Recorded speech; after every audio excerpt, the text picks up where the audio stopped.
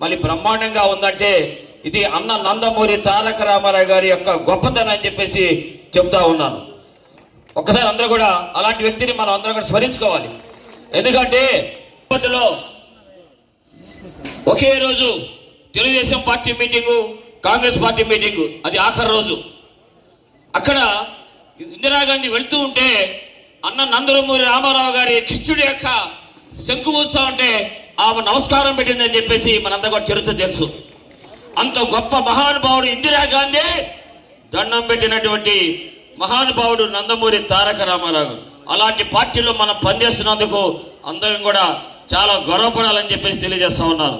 నేను పార్టీలో నాయకుడిగా కంటే కూడా కార్యకర్తగానే ఉండాలని చెప్పి నేను భావిస్తా ఉన్నానని చెప్పి మీ అందరూ తెలియజేస్తాను. ఎందుకంటే ఎలాంటి పార్టీలో ఉండాలి, చచ్చిపోయే వరకు ఇలాంటి పార్టీలో ఉండాలి, చచ్చిపోతే పసుపు జెండా మాత్రమే కప్పుకోవాలి అనేటువంటి భావంతో పనిచేస్తూ ఉన్నాను.